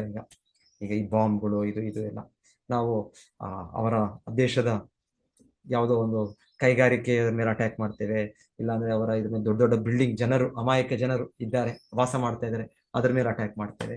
ಸೊ ಇದು ಒಂದು ರೀತಿ, ಈ ರೀತಿ ಯುದ್ಧ, ಇವತ್ತಿನ ಯುದ್ಧ ಅನ್ಯಾಯದ ಯುದ್ಧವೇ ಇದು, ಒಂದು ರೀತಿ ಹೇಳ್ಬೇಕು ಅಂದ್ರೆ ಇದು. ಸೊ ಸಾಮಾನ್ಯ ಜನರಿಗೆ ಒಂದು ಕಿರುಕುಳ ಕೊಡೋದು, ನೋವು ಕೊಡೋದು, ಹಿಂಸೆ ಕೊಡೋದು, ಹಾಗೆ ಅವರು ದೇಶವನ್ನು ಬಿಟ್ಟು ಹೋಗ್ಬೇಕು, ಇನ್ನು ಅವ್ರ ಕುಟುಂಬ ಎಲ್ಲ ನಾಶ ಆಗೋದು, ಇದೆಲ್ಲ ನಾವು ನೋಡೋದು. ಯಾವ ಯುದ್ಧನೂ ಇಲ್ಲೋ ಅನ್ಯಾಯದ ಯುದ್ಧನೇ ಇವತ್ತು ಹೇಳ್ಬೇಕು ಅಂದ್ರೆ, ಒಂದು ರೀತಿ ಧರ್ಮದ ಯುದ್ಧ ಅಲ್ವೇ ಅಲ್ಲ ಇವತ್ತು ನಡೆಯೋದು. ಏನಿದೆ ಧ್ರುವ ಮಹಾರಾಜ ಆ ರೀತಿ ಇಲ್ಲಿ ಧರ್ಮದ ಯುದ್ಧ, ಅವರು ಬಂದಿದ್ದಾರೆ. ಸೊ ಅವರ ಜೊತೆ ಯುದ್ಧ ಮಾಡ್ತಾ ಇದ್ದಾರೆ. ಮತ್ತೆ ಯುದ್ಧ ಮಾಡಿದವರು ಯಾರು ಆ ಒಂದು ಅಪೇಕ್ಷೆಯಿಂದ ಬಂದಿದ್ದಾರೆ, ಸೊ ಅವ್ರ ಮೇಲೆ ಯುದ್ಧ ಮಾಡ್ತಾ ಇದ್ದಾರೆ ಅಷ್ಟೇ. ಇನ್ನೇನು ಹೋಗಿ ಅವರು ಅಲ್ಲಿ ಅವರ ಅಲಕಾಪುರಿ ನಾಶ ಮಾಡೋದು. ಇವಾಗ ಹೇಳ್ತಾರೆ ಧ್ರುವ ಮಹಾರಾಜನಿಗೆ ಅನಿಸ್ತಾ ಇದೆ, ಹೋಗಿ ನೋಡೋಣ ಅವರ ನಗರ ಹೇಗಿದೆ ಅಂತ ನೋಡೋಣ. ಸೊ ಇಷ್ಟು ದೂರ ಬಂದಿದ್ದೇನೆ, ನನ್ನ ಕೆಲಸ ಆಯ್ತು, ಇಲ್ಲಾಂದ್ರೆ ಇನ್ನ ಯುದ್ಧ ಮಾಡೋ ಅವರು ಇದರಲ್ಲಿ ಆ ಯುದ್ಧ ಸಂಪೂರ್ಣ ಆಗಿಲ್ಲ. ಸೊ ಹಾಗೆ ಅವ್ರು ಯೋಚನೆ ಮಾಡ್ತಾ ಇದ್ದಾರೆ. ಗೊತ್ತಿಲ್ಲ ಏನು ಇವರು ಯಕ್ಷರು ಈಗ ತಾತ್ಕಾಲಿಕವಾಗಿ ಕಾಣುತ್ತೆ ನಾನು ಜಯಿಸಿದೆ ಅಂತ, ಆದ್ರೆ ಯಕ್ಷರು ಎಷ್ಟಾದ್ರೂ ಇವರಲ್ಲಿ ಇನ್ನೇನಾದ್ರೂ ಇರುತ್ತೆ, ಇವ್ರ ಹತ್ರ ಇನ್ನೇನೋ ಶಕ್ತಿ ಇರುತ್ತೆ. ಎಲ್ಲ ಶಸ್ತ್ರದಲ್ಲೆಲ್ಲ ಇವ್ರನ್ನ ಸೋಲಿಸ್ಬಿಟ್ಟೆ ನಾನು, ಆದ್ರೆ ಇನ್ನೇನಾದ್ರೂ ಇವ್ರು ಮಾಡ್ಬೋದೇನೋ ಇವರು. ಆಮೇಲೆ ಇವ್ರು ಅನ್ಯಾಯದಲ್ಲಿ ನನ್ನ ತಮ್ಮನ್ನೇ ಕೊಂದಿದ್ದಾರೆ, ಈಗ ನನ್ನ ಮೇಲೂ ಕೂಡ ಏನೋ ಒಂದು ಇವ್ರದ್ದೊಂದು ಸಂಚಿ ಇರುತ್ತೆ, ಏನೋ ಪ್ಲಾನ್ ಇರುತ್ತೆ ಇವ್ರದ್ದು. ಮಾಯಾವಿಗಳು ಇವರು. ಸೊ ಮಾಯಾವಿಗಳು ಅಂದ್ರೆ ಆಮೇಲೆ ಅವರು ಕೂಡ ಒಂದು ಅನ್ಯಾಯದ ಮಾರ್ಗವನ್ನು ತಗೊಳ್ಳೋರು. ಧ್ರುವ ಮಹಾರಾಜ ರೀತಿಯವರು ಆ ರೀತಿಯ ಒಂದು ಇದಲ್ಲ, ವ್ಯಕ್ತಿಗಳಲ್ಲ, ಸ್ವಲ್ಪ ಮಾಯಾವಿಗಳು, ಸ್ವಲ್ಪ ಅಸುರರು ಅಂತೆಲ್ಲ ಇವರು ಹೇಳ್ತಾ ಇದ್ದಾರೆ ಅವ್ರ ಬಗ್ಗೆ.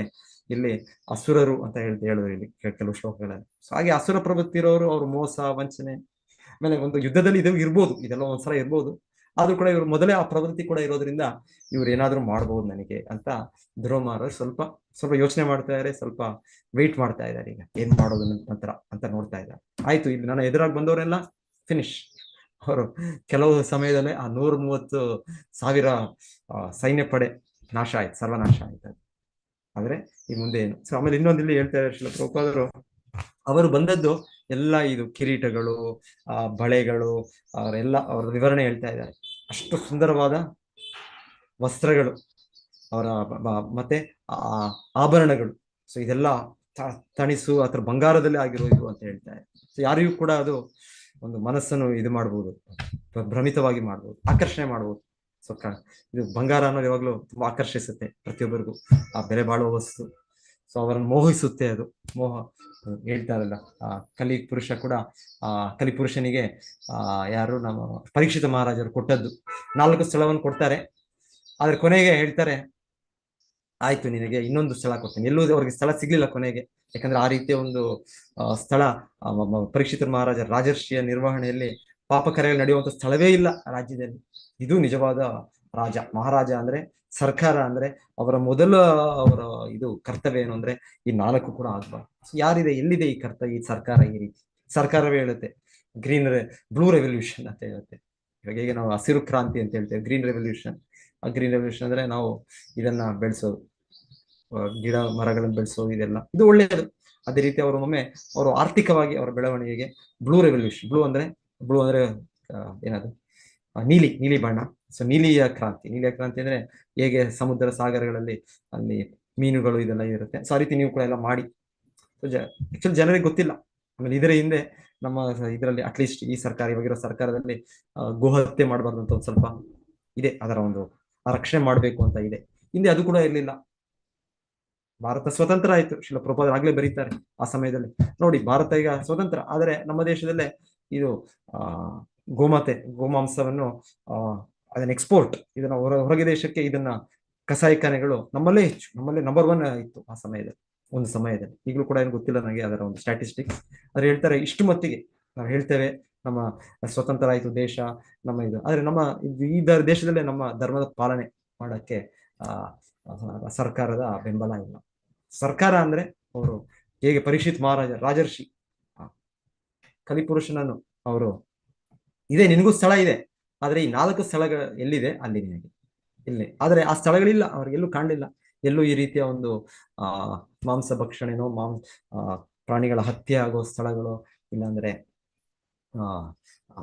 ಜೂಜು ಇದೆಲ್ಲ ಆಗೋ ಸ್ಥಳಗಳು, ಇಲ್ಲಾಂದ್ರೆ ಮದ್ಯಪಾನ ಇದೆಲ್ಲ ಸೇವಿಸುವ ಸ್ಥಳಗಳು, ಅದು ತಯಾರಿ ಆಗೋ ಸ್ಥಳಗಳು. ಸೊ ಗೌರ್ಮೆಂಟ್ ಲೈಸೆನ್ಸ್ ಕೊಡುತ್ತೆ ಅವ್ರಿಗೆ ಆರ್ಥಿಕವಾಗಿ ಇದೆಲ್ಲ ಬೇಕು. ಇದು ಅವ್ರು ಅದು ನಿಷೇಧ ಮಾಡ್ಬಿಟ್ರೆ ಕೆಲವು ಸಮಯ ಒಂದೊಂದು ಸರ್ಕಾರಗಳು ಮಾಡುತ್ತೆ ನಿಷೇಧ ಮಾಡೋಣ ಅಂತ, ಆದ್ರೆ ತಕ್ಷಣವೇ ಅವರು ಸ್ವಲ್ಪ ಸಮಯದ ನಂತರ ಅವ್ರ ಆರ್ಥಿಕ ಇದು ವ್ಯವಸ್ಥೆ ಆಗಿ ಅವ್ರು ಮತ್ತೆ ಶುರು ಮಾಡ್ತಾರೆ. ಯಾಕಂದ್ರೆ ಆಗೋದಿಲ್ಲ ಅವ್ರಿಗೆ ಅದ್ರ ಮೇಲೆ ಅವರು ಅವಲಂಬಿಸಿದ್ದಾರೆ. ನಾವು ಆಕ್ಚುಲಿ ಅವಲಂಬಿಸ್ಬೇಕು, ಕೃಷ್ಣನ ಮೇಲೆ ಅವಲಂಬಿಸ್ಬೇಕು, ನಾವು ಧರ್ಮದ ಮೇಲೆ ಅವಲಂಬಿಸ್ಬೇಕು. ಧರ್ಮೋ ರಕ್ಷತಿ ರಕ್ಷತಃ. ಧರ್ಮವನ್ನು ನಾವು ಆಚರಣೆ ಮಾಡಿದ್ರೆ ಧರ್ಮವೇ ನಮ್ಮನ್ನು ರಕ್ಷಣೆ ಮಾಡುತ್ತೆ. ಅದರ ಜನರಿಗೆ ನಾಯಕರಿಗೆ ಇದರ ಒಂದು ಇದು ಇಲ್ಲ, ಸಾಕ್ಷಾತ್ಕಾರ ಇಲ್ಲ, ಇದೆಲ್ಲ ಒಂದು ಅನುಭವ ಇಲ್ಲ.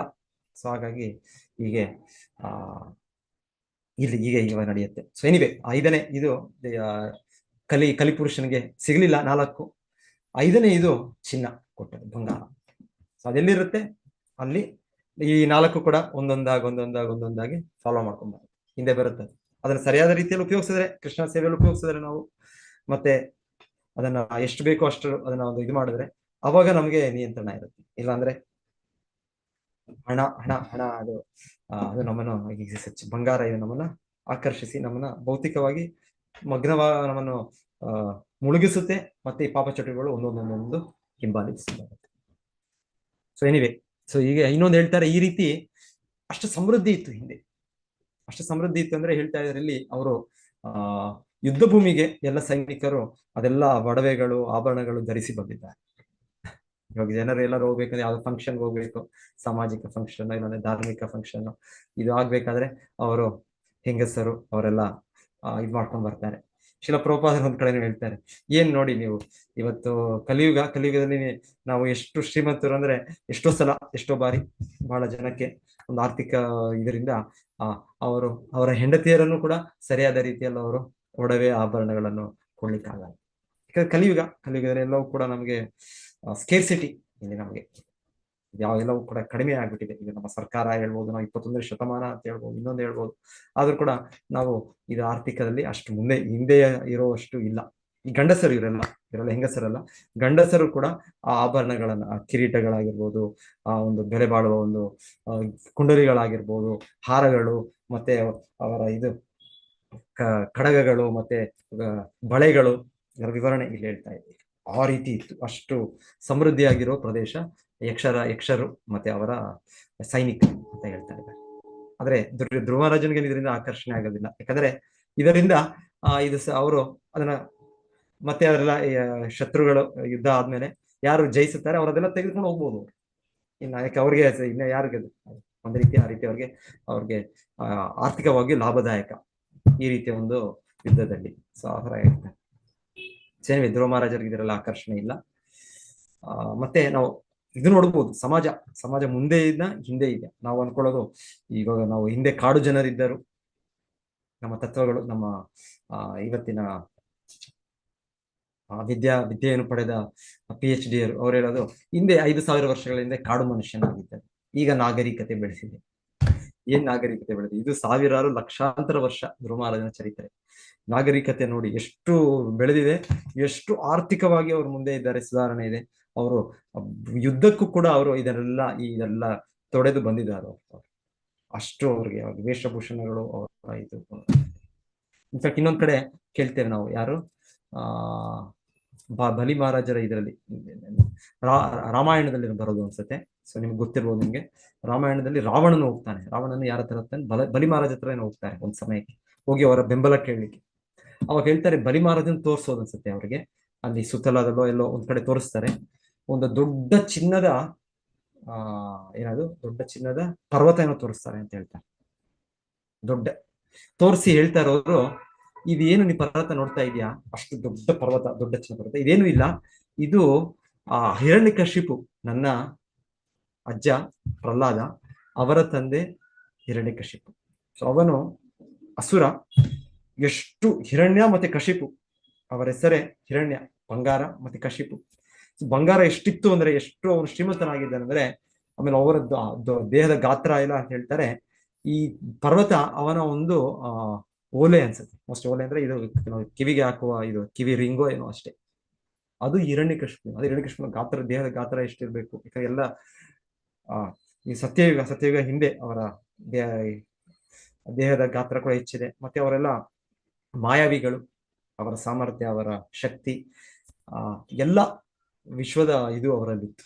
ಅಷ್ಟು ಶ್ರೀಮಂತಿಕೆ ಅಷ್ಟು ಇರೋ ವ್ಯಕ್ತಿ ಅವನನ್ನು ನರಸಿಂಹದೇವರು ಅವರ ಇದರಿಂದ ಕೊಂದದ್ದು ಅಂತ ಒಬ್ಬ ಮೆಟೀರಿಯಲಿಸ್ಟ್ ಅಂತ ಭೌತಿಕವಾದಿನ.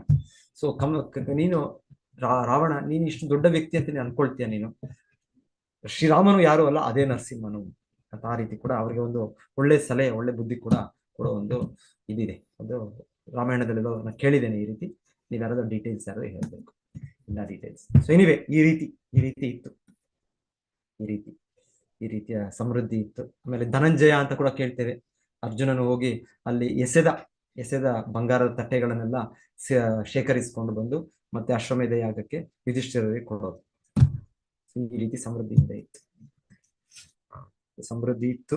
ಮತ್ತೆ ಇಲ್ಲಿ ಯುದ್ಧದಲ್ಲಿ ಧ್ರುವ ಮಹಾರಾಜರು ಜಯಿಸಿದ್ದಾರೆ. ಆದರೆ ಇನ್ನ ಸಂಪೂರ್ಣ ಜಯ ಆಗಿಲ್ಲ. ಯಾಕಂದ್ರೆ ಇನ್ನ ಅವರ ಬೇರೆ ಬೇರೆ ಇದಿದೆ, ಮಾಯೆಗಳಿದೆ. ಸೊ ಈಗ ಆ ಮಾಯೆಗಳಿಂದ ಇವರನ್ನ ದಿಗ್ಭ್ರಾಂತರಾಗಿ ಮಾಡ್ತಾರೆ ಅಂತ ಹೇಳ್ತಾರೆ. ಅದು ಮುಂದೆ ಕೆಲವು ಈಗ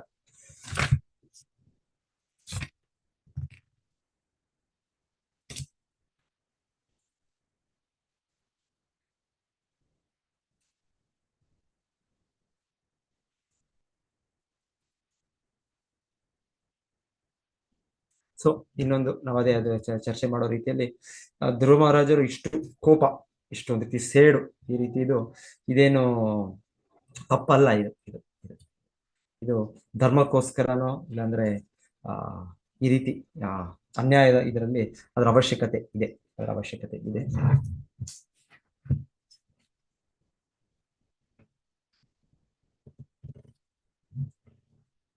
ನೋಡ್ತೀವಿ ನಾವು. ಮತ್ತೆ ಇದು ಮುಂದೆ ಇದರಲ್ಲಿ ಪೃಥು ಮಹಾರಾಜರ ಇದು ಕೂಡ ನೋಡ್ತೇವೆ ನಾವು.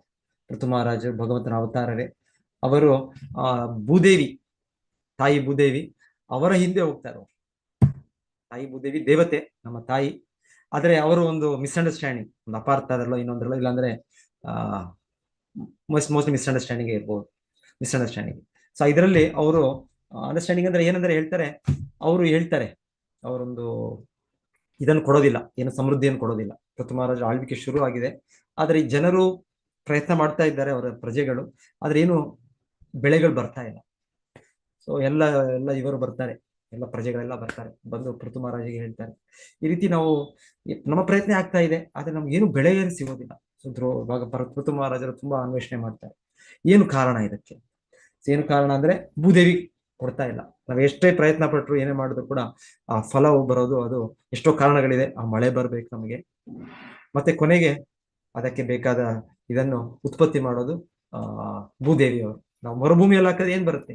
ಮರುಭೂಮಿಯಲ್ಲಿ ಏನು ಬರೋದಿಲ್ಲ ನಮ್ಗೆ ಅಲ್ಲಿ.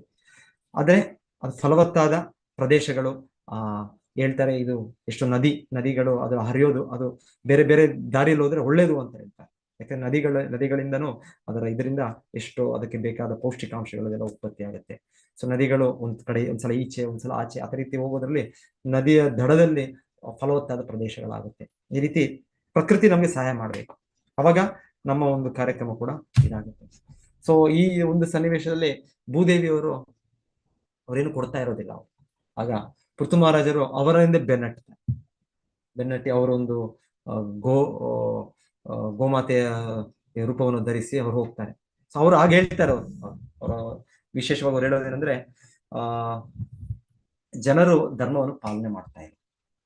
ಸೊ ಅಲ್ಲಿ ಹೇಳ್ತಾರೆ, ಅಲ್ಲಿ ನಾವು ಭಗವಂತನು ನಮ್ಮ ತಂದೆ ಕೃಷ್ಣನು, ಅವನಿಗೆ ನಮ್ಮನ್ನು ಸಲಹು ಇದಿದೆ, ಇಚ್ಛೆ ಇದೆ. ಆದರೆ ನಾವು ಇಲ್ಲದಿದ್ದಾರೆ. ಈ ಪ್ರಕೃತಿ ನಮ್ಮ ತಾಯಿ, ಮದರ್ ನೇಚರ್, ಭೂದೇವಿ, ಸೊ ಇವರು ಅದನ್ನು ನಿಲ್ಲಿಸ್ಬಿಡ್ತಾರೆ. ಅದನ್ನ ಅದನ್ನ ಕೊಡೋದಿಲ್ಲ ನಾವು. ಹಾಗೆ ಕಲಿಯುಗ ಮುಂದೆ ಆದಷ್ಟು ಇರ್ಬೋದು, ಜನರು ಅವರವರ ಜನನಾಯಕರು ಅವರವರ ಪ್ಲಾನ್ಗಳಿರ್ಬೋದು, ಈ ರೀತಿ ನಾವು ದೇಶವನ್ನು ಬೆಳೆಸ್ತೇವೆ, ಈ ರೀತಿ ನಾವು ನಮ್ಮ ದೇಶವನ್ನು ಅಷ್ಟು GDP ಹೆಚ್ಚು ಮಾಡ್ತೇವೆ, ಪ್ರಯತ್ನ ಮಾಡ್ತಾ ಇದ್ದಾರೆ. ಆದ್ರೆ ಧರ್ಮದ ಪಾಲನೆ ಮಾಡದೇ ಇರುವಾಗ ಪ್ರಕೃತಿ ನಮಗೆ ಸಹಾಯ ಮಾಡೋದಿಲ್ಲ. ಪ್ರಕೃತಿ ಒಂದು ಕಡಿವಾಣ ಆಗುತ್ತೆ, ನಮಗೆ ಅಗತ್ಯವಾದ ಇದನ್ನೆಲ್ಲ ಕೂಡ ಅದನ್ನ ನಮಗೆ ಸಿಗೋದಿಲ್ಲ. ಸೊ ಇವರು ಪೃಥು ಮಹಾರಾಜರು ಅವಾಗ ಏನ್ ಮಾಡ್ತಾರೆ, ಆಗ ಅವರು ಆಡಳಿತದಲ್ಲಿದ್ದಾರೆ, ಮತ್ತೆ ರಾಜರ್ಷಿ. ಸೊ ಅವರು ಇದ್ಮೇಲೆ ಜನರು ಬದಲಾಗ್ತಾರೆ, ಜನರು ಪಾಲನೆ ಮಾಡ್ತಾರೆ ಡೆಫಿನೆಟ್ಲಿ. ಸೊ ಅವರು ಹೇಳ್ತಾರೆ ಇಲ್ಲ ನೀನು ಕೊಡ್ಬೇಕು, ಅವರ ಆಜ್ಞೆ. ಮತ್ತೆ ಅವರ ಆಜ್ಞೆಯಿಂದ ಅವಾಗ ಹೇಳ್ತಾರೆ, ಅವರು ಆ ರೂಪದಲ್ಲಿದ್ರು ಕೂಡ ಪೃಥು ಮಹಾರಾಜ್ ಹೇಳ್ತಾರೆ, ನಿನ್ನ ನಾನು ಕೊಂದು ನಿನ್ನ ಇದನ್ನು ತುಂಡು ತುಂಡು ಮಾಡಿ ಅದರಿಂದ ನಾನು ಯಾಕಂದ್ರೆ ಆ ಶಕ್ತಿ ಸಾಮರ್ಥ್ಯ ಇದೆ, ಸಾಮಾನ್ಯ ವ್ಯಕ್ತಿ ಅಲ್ಲ, ಇದರಿಂದ ನನ್ನ ಪ್ರಜೆಗಳಿಗೆ ನಾನು ಆಹಾರವನ್ನು ಕೊಡಿಸ್ತೇನೆ ಅಂತ ಮುಂದೆ ನೋಡ್ತೇನೆ, ಭಾಗವತಲ್ಲಿ ನೋಡ್ತೇನೆ. ಸೊ ಈ ರೀತಿ ಇದೆ, ಈ ರೀತಿ ದೊಡ್ಡ ವ್ಯಕ್ತಿಗಳು, ಮಹಾನ್ ವ್ಯಕ್ತಿಗಳು ಅವರು ಹಿಂಸೆಯನ್ನು ಬೇಕಾದಾಗ ಉಪಯೋಗಿಸ್ತಾರೆ. ಬೇಕಾದ ಕ್ಷತ್ರಿಯ ಧರ್ಮ ಇಲ್ಲಿ ಧ್ರುವನಿಗೆ ಹೇಳ್ತಾರೆ ಕ್ಷತ್ರಿಯ ವರ್ಯ ಅಂತ ಹೇಳ್ತಾರೆ. ಕ್ಷತ್ರಿಯದಲ್ಲಿ ಅವರು ಅತಿ ಶ್ರೇಷ್ಠ, ಮತ್ತೆ ಮಾನವೋತ್ತಮ ಅಂತ ಹೇಳ್ತಾರೆ, ಮಾನವರಲ್ಲಿ ಬಹಳ ಉತ್ತಮ. ಸೊ ಮಾನವೋತ್ತಮ, ಮನುವಿನ ವಂಶದಲ್ಲಿ ಬರುವ ಉತ್ತಮ ವ್ಯಕ್ತಿ.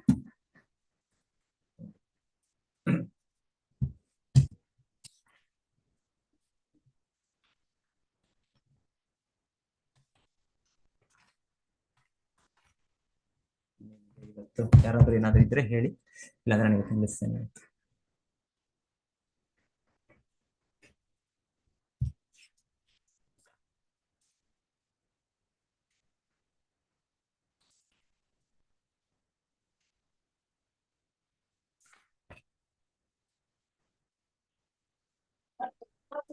ಕೃಷ್ಣ ಪ್ರಭುಜಿ, ಹರೇ ಕೃಷ್ಣ ಮಾತಾಜಿ, ಹರೇ ಕೃಷ್ಣ ಪ್ರಭುಜಿ. ಇದು ಇವರು ಯಕ್ಷರು ಬಂದು ಶಿವಭಕ್ತರು ಆಗಿದ್ರು, ಅವರು ಮಯವಿಗಳು ಇದ್ರು, ಶಿವಭಕ್ತರು ಆಗಿದ್ರು. ಆಮೇಲೆ ಸ್ವಲ್ಪ ಜನರಿಗೆ ಕಾಟನು ಕೊಡ್ತಾ ಇದ್ರು. ಬಟ್ ಧ್ರುವ ಮಹಾರಾಜನಿಗೆ ಅವರಿಗೆ ಜ್ಞಾನೋದಯ ಆಗಿತ್ತು, ಆತ್ಮ ಸಾಕ್ಷಾತ್ಕಾರ ಮಾಡ್ಕೊಂಡಿದ್ರು. ಅವ್ರಿಗೆ ಯುದ್ಧ ಬೇಕಾಗಿತ್ತ ಪ್ರಭುಜಿ? ಯಾಕಂದ್ರೆ ಅವ್ರ ತಮ್ಮನ್ನ ಸಾಯಿಸೋದಿಕ್ಕೆ, ಉತ್ತಮನ್ನ ಸಾಯಿಸೋದಿಕ್ಕೆ ಅವ್ರ ಆತ್ಮ ಸಾಯಿಸಿರೋದು, ನಾಟ್ ಶರೀರ ಮಾತ್ರ ಸಾಯಿಸಿರೋದು, ಆತ್ಮ ಅಲ್ಲ. ಇದೆಲ್ಲ ಗೊತ್ತಿತ್ತು ಅವರಿಗೆ, ಧ್ರುವ ಮಹಾರಾಜರಿಗೆ. ಬಟ್ ಇವರು ಕೂಡ ಸಾಯಿಸಿದ್ದು ಇವಾಗ ಸಾಯಿಸಿದ್ದು ಆ ರೀತಿಯಲ್ಲಿ ನೀವು ಹೇಳಿದ್ರೆ, ಇವರು ಕೂಡ ಸಾಯಿಸಿದ್ದು ದೇಹನಷ್ಟೇ, ಆತ್ಮನ್ ಸಾಯಿಸಲಿಲ್ಲ ಇವರು. ಪ್ರಭು ನೀವು ಅನ್ಮ್ಯೂಟ್ ಮಾಡ್ಕೊಳ್ಳಿ, ಅನಂತ ಪ್ರಭುಜಿ. ಒಳ್ಳೇದು. ಸೊ ಹೌದು, ಇವಾಗ ಆಕ್ಚುಲಿ ಮುಂದೆ ಬರುತ್ತೆ ಇವಾಗ ಇವರು ಯಕ್ಷರು ಕೂಡ ಇವಾಗ ಧ್ರುವ ಮಹಾರಾಜನು ಕೂಡ ಕೊಲ್ಲಕ್ ಪ್ರಯತ್ನ ಪಡ್ತಾ ಇದ್ದಾರೆ. ಓಕೆ, ಅವರು ಆಯ್ತು ನಮ್ಮಲ್ಲಿ ತಪ್ಪಾಯ್ತು, ನಿಮ್ಮ ತಮ್ಮನ್ನು ಕೊಂದ್ಬಿಟ್ವಿ ನಾವು, ಹಾಗಾಗಿ ನಮ್ಮಲ್ಲಿ ತಪ್ಪಾಯ್ತು, ನಮ್ಮನ್ನು ಕ್ಷಮಿಸಿ ಅಂತ ಬಂದು ಅವರೇನು ಅವರು ಇದು ಮಾಡ್ತಾ ಇಲ್ಲ. ಅವ್ರ ಕಡೆಯಿಂದ ಈಗ ತಪ್ಪಾಯ್ತು, ಯಾರೋ ಒಬ್ಬ ಯಕ್ಷನು ಅವರನ್ನು ಅನ್ಯಾಯದಲ್ಲಿ ಕೊಂದ, ಅವ್ರು ಕೂಡ ಬರ್ಬೋದಾಗಿತ್ತಲ್ಲ, ಧ್ರುವ ಮಹಾರಾಜರು ಬಂದು ನೀವು ದಯವಿಟ್ಟು ಕ್ಷಮಿಸ್ಬಿಡಿ, ನಮ್ಮ ಯಾರೋ ಒಬ್ಬರು ಇದು ಮಾಡಿದ್ದು ಅನ್ಯಾಯ. ಆದ್ರೆ ಅವರು ಕೂಡ ಇಲ್ಲ, ನಾವು ದೊಡ್ಡ ವ್ಯಕ್ತಿಗಳು, ನಾವು ನಿಮ್ಮ ತಮ್ಮನನ್ನು ಕೊಂದೆ, ನಿಮ್ಮನ್ನು ಕೊಲ್ತೇವೆ ಅಂತ ಅವ್ರು ಯುದ್ಧ ಮಾಡ್ತಾ ಇದ್ದಾರೆ. ಬೇರೆ ಬೇರೆ ಆಂಗಲ್ ನೋಡ್ಬೋದು ನೀವು. ಸೊ ಹಾಗೆ ಧ್ರುವ ಮಹಾರಾಜರು ಯುದ್ಧ ಮಾಡ್ತಾ ಇದ್ದಾರೆ. ಆದ್ರೆ ನೀವ್ ಹೇಳಿದಾಗೆ ಕರೆಕ್ಟ್, ಅದು ಸ್ವಲ್ಪ ಹೆಚ್ಚೇ ಆಗತ್ತೆ ಈಗ ಧ್ರುವ ಮಹಾರಾಜರು. ಹಾಗಾಗಿ ಇವಾಗ ಅವರ ಅಜ್ಜ ಮನು ಬಂದು ನಿಲ್ಲಿಸ್ತಾರೆ ಈಗ. ಯಾಕಂದ್ರೆ ಅವರು ಶುದ್ಧ ಭಕ್ತರಲ್ಲಿ ಏನಾದ್ರು ಈ ತರ ಆದ್ರೂ ಕೂಡ ಆಗ ಕೂಡ ಭಗವಂತನ ಭಕ್ತರು ಬಂದು ಅದನ್ನ ಸರಿಪಡಿಸ್ತಾರೆ. ನಾವು ಇವಾಗ ಯುದ್ಧಗಳಾಗತ್ತೆ, ಇದನ್ನ ಯಾರು ನಿಲ್ಸಕ್ ಆಗೋದಿಲ್ಲ. ಯುಕ್ರೇನು ರಷ್ಯಾ ನಡೀತಾ ಇದೆ. ಆ ಟ್ರಂಪ್ ಅವ್ರು ಹೇಳಿದ್ರು, ನಾನು ಬಂದಿದ್ದು ಎಷ್ಟು 48 ಗಂಟೆ ಎಷ್ಟು ಹೇಳಿದ್ರು, ಅಷ್ಟು ನಿಲ್ಲಿಸ್ಬಿಡ್ತೇನೆ ಅಂತ ಹೇಳಿದ್ರು. ಏನಾಗುತ್ತೆ, ಆಗೋದಿಲ್ಲ. ಹರೇ ಕೃಷ್ಣ. ಅಲ್ಲಿ ಈಗ ಅರ್ಜುನನಿಗೆ ಹೇಳ್ತಾನಲ್ಲ ಕೃಷ್ಣ, ನೀನ್ ಕೊಲ್ಲದಿದ್ರೆ ಇನ್ಯಾರಾದ್ರೂ ಕೊಲ್ತಾರೆ, ಅದೇ ಆ ದೇಹದಲ್ಲಿ ಅವರ ಆತ್ಮ ಇದ್ರೆ ಅವ್ರು ಇನ್ನೂ ಪಾಪಗಳನ್ನು ಮಾಡಿ ಮತ್ತೆ ನರಕಕ್ಕೆ ಹೋಗ್ತಾರೆ ಅಂತ. ಇಲ್ಲಿ ಕೂಡ ಹಾಗೆ ಮಾಡಿದಾರಲ್ಲ ಯಕ್ಷರು, ಅವನನ್ನು ಕೊಂದಿದ್ದಾರೆ. ಮತ್ತೆ ಹಾಗೆ ಅವರ ದೇಹದಲ್ಲಿ ಆತ್ಮವನ್ನು ಬಿಟ್ರೆ ಮತ್ತು ಇನ್ನೊಬ್ಬರಿಗೆ ಅನ್ಯಾಯ ಮಾಡ್ತಾ ಹೋಗ್ತಾರೆ ಅಲ್ವಾ? ಆಮೇಲೆ ನೀವ್ ಹೇಳಿದಾಗೆ ಧ್ರುವ ಮಹಾರಾಜನು ಕೊಂದದ್ದು ಅವ್ರಿಗೆ ಒಳ್ಳೇದೇ ಆಗತ್ತೆ. ಅವ್ರಿಗೆ ಹೌದು, ಮಹಾರಾಜನ ಹೇಗೆ ಅರ್ಜುನನ್ ಕೊಂದಾಗ ಕೃಷ್ಣನ ಆದೇಶದಿಂದ ಕೊಂದದ್ದು, ಅವರು ಎಲ್ಲ ಪಾಪಗಳಿಂದ ಮುಕ್ತರಾದ್ರು, ಅದೇ ರೀತಿ ಒಂದು ರೀತಿ ಧ್ರುವ ಮಹಾರಾಜರಿಂದ ಕೈಯಿಂದ ಅವರು ಸಾಯ್ತಾ ಇದ್ದಾರೆ ಅಂದ್ರೆ ಅದು ಒಂದು ಅವ್ರಿಗೆ ಶುದ್ಧ ಭಕ್ತರಿಂದ ಅವರಿಂದ ನಮ್ಗೆ ಕರುಣೆ ಸಿಕ್ಕಿದ್ರು ಒಂದೇ, ಅವರಿಂದ ನಮ್ಗೊಂದು ಏಟು ಬಿದ್ರು ಒಂದೇ ನಮ್ಗೆ ಅದು ಒಳ್ಳೇದೇ ನಮ್ಗೆ. ಹಾಗಾಗಿ ಅವ್ರು ಬ್ಲೆಸ್ಡ್, ಅವರು ಇದನ್ನು ಆಶೀರ್ವಾದ ಪಡೆದಾಗೆ ಅವರು. ಹೌದು. ಓಕೆ ಪ್ರಭುಜಿ, ಅದು ಧ್ರುವ ಮಹಾರಾಜರು ರಾಜರಾಗಿದ್ದಕ್ಕೆ ಅವ್ರ ಕರ್ತವ್ಯನೂ ಇತ್ತು, ಅದು ಯುದ್ಧ ಮಾಡೋದು. ಯಾಕೆಂದ್ರೆ ರಾಜರ್ಷಿ ಮಹಾರಾಜರು ಕರ್ತವ್ಯ ಇದೆ. ಈ ತರ ಅನ್ಯಾಯ ಆದಾಗ, ಈ ತರ ಅಧರ್ಮ ಇದ್ದಾಗ ಅವ್ರು ಮಾಡ್ಬೇಕು, ಮಾಡ್ಬೇಕು. ಆಮೇಲೆ ಇನ್ನೊಂದು ಹೇಳ್ತಾರೆ, ಒಂದ್ಸಲ ಅರ್ಜುನನು ಈ ಭಾಗ ಇದ್ರಲ್ಲಿ ಕೇಳ್ತೀರಾ, ಅಭಿಮನ್ಯು ಸತ್ತಾಗ ಅವಾಗ ಅರ್ಜುನ ಕೂಡ ಒಂದು ಶೋಕ ವ್ಯಕ್ತಪಡಿಸಿದ್ರು. ಈಗ ಹೇಗೆ ಧ್ರುವ ಮಹಾರಾಜರು ವ್ಯಕ್ತಪಡಿಸಿದ್ರು, ಶೋಕ ಆಯ್ತು, ಅವ್ರಿಗೆ ಸೇಡಿನ ಒಂದು ಭಾವನೆ ಬಂತು, ಅದೆಲ್ಲ ಅಂತ ಒಂದ್ ರೀತಿ ಆಗ್ಲೂ ಕೂಡ ಹೇಳ್ತಾರೆ ಜನರು, ಅರ್ಜುನನೇ ಯಾಕೆ ವ್ಯಕ್ತಪಡಿಸಿದ್ರು? ಅರ್ಜುನನು ಆಗ್ಲೇ ಭಗವದ್ಗೀತೆ ಕೇಳಿ ಆಯ್ತಲ್ಲ, ಅರ್ಜುನನು ಆತರ ಒಂದು ದಿವ್ಯ ವ್ಯಕ್ತಿ, ಅವ್ರ ಯಾಕೆ ಈ ರೀತಿ ತನ್ನ ಮಗನ ಇದಾದಾಗ ಒಂದು ಶೋಕವನ್ನು ವ್ಯಕ್ತಪಡಿಸಿದ್ದು, ಕಣ್ಣೀರು ಸುರಿಸಿದ್ದು, ಈ ರೀತಿ ಎಲ್ಲ ಅಂತ ಜನರು ಪ್ರಶ್ನೆ ಮಾಡ್ತಾರೆ. ಆಕ್ಚುಲಿ ಭಗವದ್ಗೀತೆ ಕೇಳಿದಾದ್ಮೇಲೆ ಅಂತಲ್ಲ, ಅರ್ಜುನನು ನಿತ್ಯ ಮುಕ್ತನು, ಯಾವಾಗ್ಲೂ ಕೂಡ ಕೃಷ್ಣನ ನಿತ್ಯ ಸಂಗಾತಿ, ಸೊ ಯಾವಾಗ್ಲೂ ಕೂಡ ಮುಕ್ತ ಪುರುಷನೇ. ಆದರೂ ಕೂಡ ಅದರ ಎಕ್ಸ್ಪ್ಲನೇಷನ್ ಶಿವಪ್ರಭಾತ್ ಹೇಳ್ತಾರೆ, ಸಹಜ ಅವರು ಅರ್ಜುನನು ತನ್ನ ಮಗ, ಎಷ್ಟಾದ್ರೂ ತನ್ನ ಮಗ ಅಭಿಮನ್ಯು. ಸೊ ಮತ್ತೆ ಇಲ್ಲೂ ಕೂಡ ಧ್ರುವ ಮಹಾರಾಜರಿಗೆ ಎಷ್ಟಾದ್ರೂ ತನ್ನ ತಮ್ಮ, ಸಹೋದರ. ಸೊ ಹಾಗೆ ಸಹಜವಾದ ಒಂದು ಬಾಂಧವ್ಯ ಇದೆ. ಸೊ ಹಾಗಾದಾಗ ಅವ್ರಿಗೆ ತಾತ್ಕಾಲಿಕವಾಗಿ ಆ ಸಮಯಕ್ಕೆ ಒಂದು ಆ ರೀತಿ ಕಣ್ಣೀರು, ಆ ರೀತಿ ಒಂದು ಶೋಕ, ಆ ರೀತಿ ಬರೋದು ಸಹಜ. ಅದು ನಾವೇನೋ ಏನ್ ಹೇಳೋದು, ಒಂದು ಕಲ್ಲೋ ಮಣ್ಣೋ ಅಲ್ಲ, ನಾವು ಜೀವಿಗಳು, ಭಾವನೆಗಳಿವೆ ನಮ್ಗೆ, ಸಹಜವಾಗಿ ಬಂತು.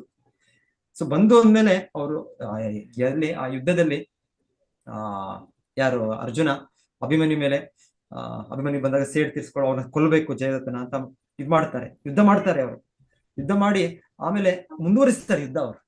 ಅವ್ರು ಎಲ್ಲ ಅಭಿಮನ್ಯು ಈಗ ಸತ್ತ ಮೇಲೆ ನಾನು ಇವಾಗ ನನ್ನ ಜೀವನ ಕೂಡ ಶೂನ್ಯ ಅಂತ ಬಿಟ್ಬಿಡ್ಲಿಲ್ಲ.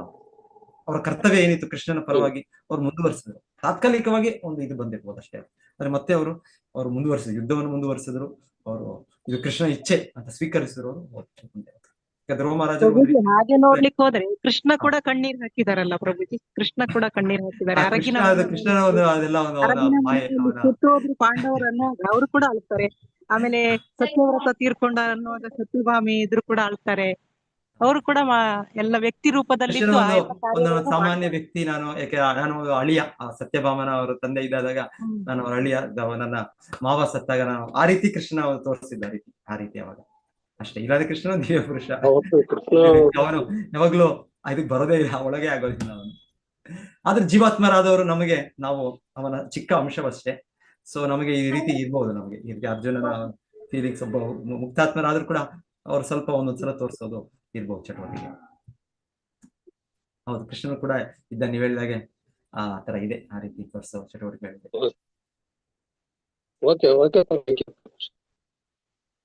ಹರೇ ಕೃಷ್ಣ ಪ್ರಭು. ಆಮೇಲೆ ಇದು ಶಾಸ್ತ್ರದಲ್ಲಿ ಇದರ ವಿವರಣೆ ಇದೆ, ಜೊತೆಗೆ ಎಕ್ಸ್ಪ್ಲನೇಷನ್ ಇದೆ. ಈ ತರ ಸನ್ನಿವೇಶಗಳು ಒಂದೊಂದ್ಸಲ ನಮ್ಗೆ ಡೌಟ್ ಬರುತ್ತೆ, ಸಂಶಯ ಬರುತ್ತೆ. ಆದ್ರೆ ಅದೇ ಶಾಸ್ತ್ರದಲ್ಲಿ ನಾವು ಓದೋಣ, ಆಚಾರ್ಯರ ಎಕ್ಸ್ಪ್ಲನೇಷನ್ ಓದೋಣ, ಅಲ್ಲಿ ವಿವರಣೆ ಇದೆ.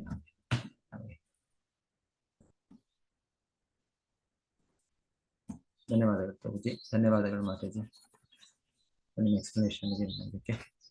ಹರೇ ಕೃಷ್ಣ ಪ್ರಭುಜಿ, ಧನ್ಯವಾದ. ಹರೇ ಕೃಷ್ಣ ಪ್ರಭು, ಹರೇ ಕೃಷ್ಣ. ಹರೇ ಕೃಷ್ಣ, ಹರೇ ಕೃಷ್ಣ ಪ್ರಭುಜಿ. ಹರೇ ಕೃಷ್ಣ. ಧನ್ಯವಾದಗಳು.